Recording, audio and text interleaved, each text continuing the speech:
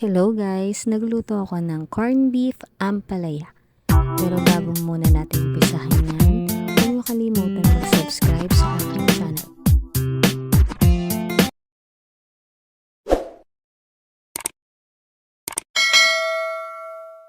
Una, niready ko muna ang mga sangkap na kailangan gaya ng ampalaya, corned beef, bawang, sibuyas at kamatis.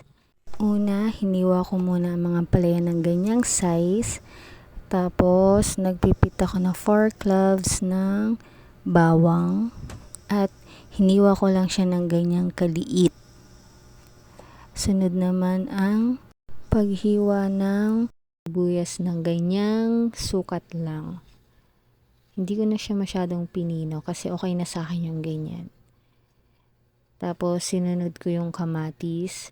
Mapapansin nyo hindi ko tinanggal yung mga boto kasi nakakadagdag yan ng parang sabaw habang ginigisa yung corned beef. Mamaya makikita nyo yan.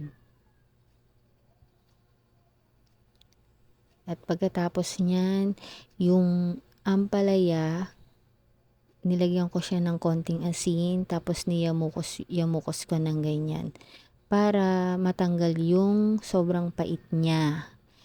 At pagkatapos niya, hinugasan ko siya para matanggal yung alat at ang pait. At nag-umpisa na rin ako magisa ng bawang dyan sa kawali. At isusunod ko naman dyan ang sibuyas. Sa paggisa niyan, dapat medyo translucent na siya bago mo isunod ang kamatis. Mapapansin mo nun, may mga buto pa yung kamatis kasi okay lang yan. Masarap yan para sa gisa. Then, sunod mo ang corned beef. 2 dilatang corned beef ang nilagay ko dyan.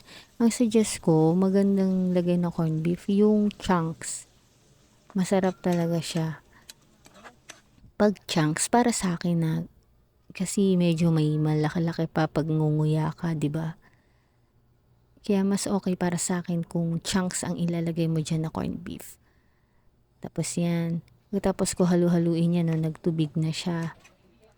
Pinakulo ko muna siya onti. Tapos mamaya-maya tatakpan ko siya.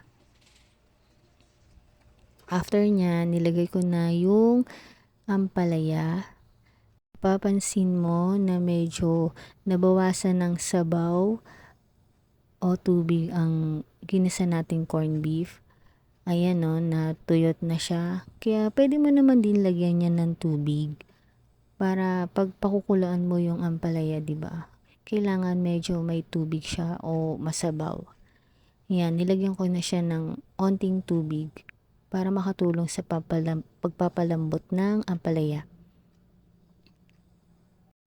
Pagkatapos, tinikman ko rin yan para malaman ko kung ano yung lasa at tinakpan. After nyan, ayan, nalaman ko yung lasa niya, medyo matabang, nilagyan ko ng onting asin.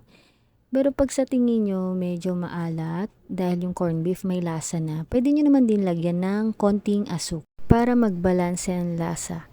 Tapos, nilagyan ko siya ng paminta.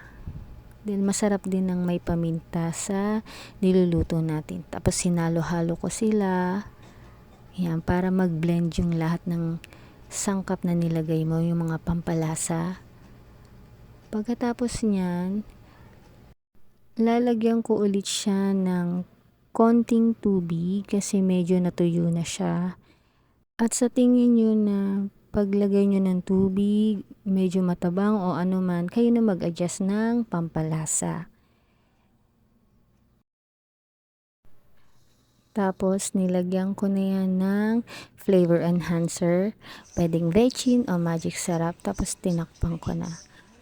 Pagkatapos niya ng mga 3 minuto yan, okay na. Pwede nang kumain.